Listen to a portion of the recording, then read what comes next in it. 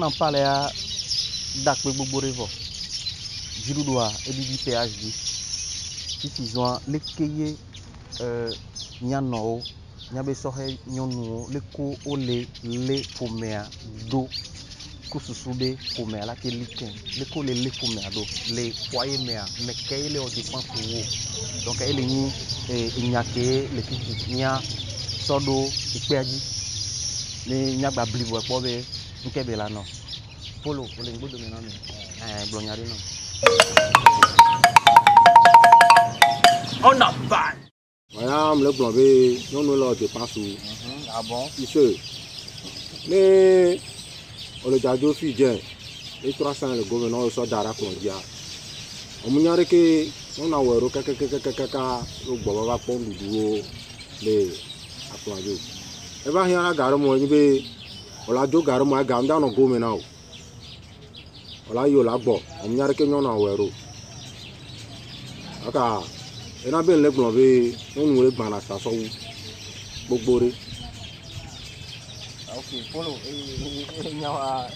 polo venia, pacham dire, ego me wodole vini, ego me le nyake pemea, garomoa, inde pemno na guamo, voa mia onu tuo, mi na tata mi bona, mi bova, mi buno na pre, donc nyawa ibi nam, d'accord, voa nya polo se tetra mi bucha po do voa nya pora, ele frère ni olinga me alo, ni nyari la tua blenya. On a pas. Je pense à lui. Il y a ma trouvé, il y a un tronc qui me dirait pas qu'à goûter. Mais il veut penser à des gâteaux de goméa, et encore on n'a pas goûté toi. Mais à quoi d'homme? Comment sur le plan? Nyawa, et Joe Jani. Oh, il y a gars de l'eau alors. Bon, là que coach n'a mis beaucoup de voix. Bon, ok, problème là. Monsieur Gérard, le cohort, René Benyadoma. On a pas. Yang Pabena, à pas ver, noalé. Puis, je m'attends que je vive na, non, nous on a dépense où, allons sur on a dépense où. Ne va pas bena, où soit, tant on a donné, on a tant on a doa. Ne soit pas on a doa, on a gagné beaucoup de bonnes achats, ça devait d'aller, nous on a tant. Et bien, nous avons un adjoint, nous avons vidé là, nous et que nous sommes derrière, là, nous gérer. Eh, non, le globena, ni mate, glonenia, mais bena, nous sommes où, alors nous où. Ne, mi, n'y a nos vies, par exemple, Zamara Matogbo, c'est Niger Togbo, par exemple, là. On a des soins. On a son besoin à Homolano, au moins on adore. Founois, où soit, on a des pépés, quelque part, comme on a fait. Tout ça, on a des charges de vieux venus, on les donne, on les donne. Bon, les miami, effectivement, alors, miato bois, dès que j'en peux, il à pas, fait à pas tâcher à pas. Les matins, comme un souhait ou, alors, nous nous pas mais ça, mais là, non, je vois que quand nous sommes là, doit là, non, non, n'a pas besoin. Ok, et maman, chérie,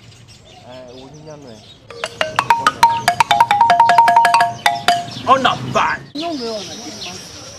Qu'est-ce que nous on a dépensé? Quand on a notre gardère, par exemple, on a 500 000 d'arrêt qui vient de madame. En Québec, tu vois 500 000 là, ça part au bol. Mais les gars, avec ça, les 50 000 par exemple là, et tu savais que de la gérer doit être quoi? Et bien, on a donné, il y a nous sommes des services qui ont pris en 2 ans de différence de l'Union. Mon ami 20 ans, on a la fournanga, parce qu'il est dépensé bébé. Également, peut-être nous faisons les gars, les frères, voir que nous allons dépenser les fonds à rien, les vieux, et ils sont par exemple les diriger les deux. Et si ils vont venir, on a dépensé. Maman chérie, il y a qu'au sort d'eau goa, il y a elolobire, il y a TP, mais nous avons participé à Boboré, il y a côté gestion avec Pancor, et dit que nous sommes allés sur la Homer, nous et les Wentido, et sur les Homer dotés, et nous avons dit la blanc, les Goa, mais il y a les blancs, nous avons leurs dépenses sous bord. Voilà, les cas où il y a mis la bataille questionner les familles, nous avons dépenses sur les Boboré, et René Blaisaré ici, dépenses financières, dépenses psychologiques. Bon, Mimia, akpa ke nya situé to ado nya mate glombe nki odila toucher à eleni peut-être à dépense psychologique hein, parce que il y a les ronds trop les trop assis et que nous soit les sauva d'accord mais ok nya sok biana pastor bon mana nya be les usines de pepe mais matière première est là na usine là odo bon pastor il y a wazi quoi on a pas ok eyo enya ke o biso da de fifiare be nyonu kudo nu so avec ezana ona sansan bouma o ko ele vona be na mekeye wona just bouma igbo nyonu wona just bou nyonu ne de viola le sia na fa me la kwa nyonu la wo le juro mo to chamia bodo wa meroa même roi nyanu so abenu ni no kia munyi be la obligation nchama tele sina vinyefa bon nda da cha nchama te danu fa bon mate tutu vitre fa alo mate clock fa alo mate nya so no ebenu fa ole ko aki on ke le fo ka flan ma bio bisero obono do fua e fua do na nyona ba do me 9 mois bon ma bio c'est hunke no na de bia ba do no et une caisse circuler dans les vies que les produits va dormir. Mais ça venait de tirer de quoi. Bon, on va aller tout moi mais pas non. Égalité. Égalité à les MO. Et comme nous so bina benyo nous ba sokun soa. Bon, on le voter si on la vidéo vo. Et là c'est les Français ils sont nous sommes encore effacés une temps mais nous sommes encore balé. Nous sommes là dans les points pour la maman. Nous sommes là maman. Nous sommes là nous sommes on est sosomina so be nyawame allo sosomina so ya mdonyo nwadio ebebe sosomina so amle pome ameo nyawam pole nya be nya kemi le rogo tio emi ke le vivre mais kayele o dépense e comme le do ko e comme le do ti we e go be na e go be dépense à par exemple là même il a les mêmes de tous les bords, de tous côtés, psychologique, force, partout est une bombe. Et pour nous on les étudiants, scientifiques ont démontré que nous sommes même les podos, c'est le sang de l'homme qui travaille avec la femme et avec l'enfant dans le ventre. Alors, pas venir nos problèmes. Dépense à, par exemple, étudiant, et d'où l'Indien Mac Blanc, au voit. Et une dépense énergétique. Par exemple, Fidjien, Kafla, les blâmes, nous sommes mais quand on a trop fatigué. Mais la femme encaisse ça en Grèce. Passino. C'est vrai, c'est rigolo, mais c'est une vérité quoi. Bon. Selon toi, Passino, il n'y a que nous sommes la dépense.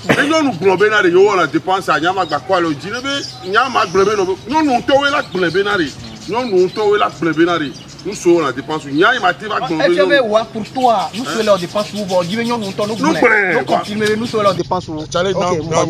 Mais problème là, il y a quoi à me porter au Cyril. Cyril, il dit quoi? Merci. Ok, passons. On tape non encore. Passons là, nous leur dépense les coquets même. Il y a toujours gagné effectivement bébé nous leur dépense. Dépense quoi? Et d'accord, les sauvages mais tout banque moro. Nyanya ke magblan. Excusez-moi, nous on de coucou gandé na milo. Mingba takinem de trop. Mais mato nya te penami. Les nyabe dépense ya mec. Kumbo ne ma second mais les nyabe dépense qui mo le globe nous on leur dépense quoi. Non pas bien là. Non bien et comme ni benade. Ce que je veux dire hein, fresh well. Me suivre. Vas-y. Ne nous tout gban ne nous dira do le to la home ya de ko gban be on so le benin to. Oh, on suit à Sana Gare, non, anti-to. Oh, il y a dit là, il y a dit. Et comme encore, c'est parce que nous sommes sous les bénins, nous sommes les angles à Homoa. Nous pognons dans les cabets. Oh, on suit à. Les Québécois d'assignon en nous. Vous avez galé siro, nous les ingénieurs anti. Et le chat gardé caé. Voilà, il y a. Et frère, je vais me bastonner les parce que. Il y a dit. Et quand il y a encore. ne o le gblɔ bena be nyɔnu le zã ga le axomea emi dzi la gblɔ le fikɔ nyɔnua tutugbã ne tutugbã no ŋusɔ ga da ɖe kplɔ dzi vɔ tutugbã problème be dza nyi nɔ mi ŋgbo mi nya ne ɖe eke be lɔ kaka be ɖanua sɔ da ɖe o mi fran be nyi o sɔ da ɖe o ne ke be ya sɔ va gbe o nya vɔ nya mi fran ke nya sɔ da ɖe be nu nya va ɖu lo. mais question de lendi la bio mate bio fa. o fresh ouais bien nya. bon be Cyril e ba ne me be gado mo wa e gamu na nu so asi o alo gado mo wa. e mi ka wa cha gbɔ la. gado mo wa e ga kele si amusu na gbɔ vire po be dana de wa nyɔnu atrona si le tikaka musu agbɔ na va na du na nu e. e de mi la gblɔ be e de e nɔna mvana nyi be nbe nyi na va na edzi o e o la va sɔ da ɖe ŋkɔ be na nyɔnu le wɔ dépense nusu. Vas-y. O sait combien alors? Par exemple, chaque jour, c'est dit, tu dois déposer quelque chose avant de partir. Tu es un vrai homme. Si tu es un vrai homme. Un vrai homme. Tu dois déposer quelque chose avant de quitter la maison. Pasteur dit là, donc tu vas aller blé nyalo. Ah, moi, ne blé nyalo. Pasteur, merci beaucoup. Tu vas aller coller. On peut son ande pe dara. Ils sont pas de vrais hommes. Ah. Les cas on mère mignon no ele pe wanti wa itia. Eh ben ka de pe me. Eh, ouais papa na menene. Les situations mais nyon no ele pour me adoter ouais. Voilà. Quand bien allé. Nyonwa. Ne se bébé na. Ne se bébé na. Et une soit tout pas non so gadare o le to la home a problème be nyina la home. Nimbe. Problème be nyina. Il est d'accord. O se comme alors. Wa elle menene e bene menene. Frère Joël. Et que vana mema. Nyondo la wa to te kaka be na so la ba gbo ne ngbo ba ndudum ja no. Ah on kemlele en ati kemlele na nyade. Kado mele are. E gambe no na nu so asio. Wa e jona nene wa yi na kaka gbo na ba du na nu. Mi le d'accord ne. E benari, ye mi le gbo benari. Enti le gbo bena, ne mi gbo wa etovo. Mate gbo bena ouais, je suis parti. Be me le nyabe, le pour na nyabe, e nyaki mi le gbo. Mais ni be e nu be ni mi le gbo bena, nyon na dépense nous sous la hamea. Ça jamais. OK. Cyril. Tu peux trouver ça Fiko. Cyril, okpobe enyake odi enyakolelea mpo enyabe azonli kaka afike be dave toroa nyamle mpo msego mevo. Oh non, attention, il faut qu'on se comprenne. C'est que nyanyem la meri pedio. Nyem les parties de pedio. Jusque be nobe mle situer débat entre leur synthèse ye synthèse que mle wole nyawa mele nyibe. Suis-moi bien. C'est vrai que be gado mea et gamno na miswasio voit et na kaka bona e ba du na mais ne veut pas dire be si on doit na ni quoi fi so généraliser on ko di la blanc le nyatepe me agaro mo gamno na miswasio mais e na kaka bona e ba du na mais ne veut pas dire be nyonwa e les dépenses wo en ko di la blanc wa mana nya avec yo voglo na avec la comparaison avec le pire n'est souvent pas flatteuse. OK, bon là c'est faux. Le gonya mea non ne wana le sazato le pomero mea dodoli nkata le fika dodoli nyebe le tia ne le tikua mopoga gaya e miaza la pema mtwa so dare be gaya e miaza la pema alo acheba akobi atonye apama saza nyona mtwa kwa dare ko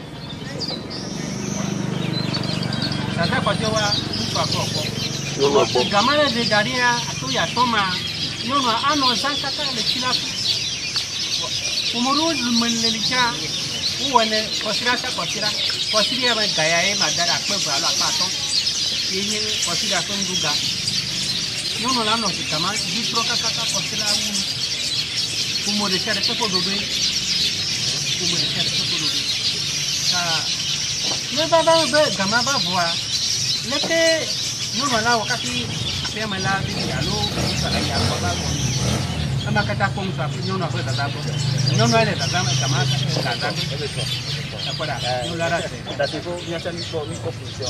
Selon monsieur Dasefo, entre hommes et femmes dans ce contexte de cherté de vie, il pense que c'est apprendre à géométrie variable. C'est-à-dire ça dépend du contexte, du foyer. OK, donc c'est sa position. Maintenant, on va embrayer avec la princesse, comment elle s'appelle déjà? Francine, justement. Si tu as quelque chose à y ajouter, tu peux planter le décor. On veut voir au travers de ta verve la trame de ce que tu peux Ah.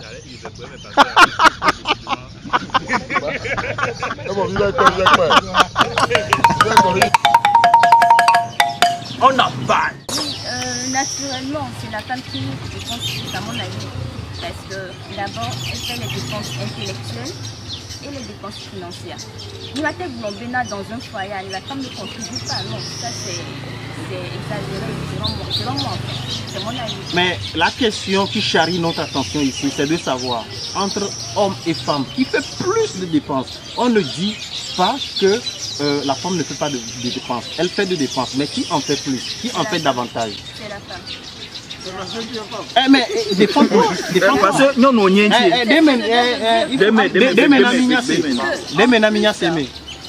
En plus des dépenses financières, elle fait des dépenses intellectuelles.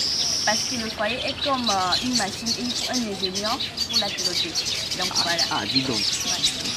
Ah, ni c'est On a balle.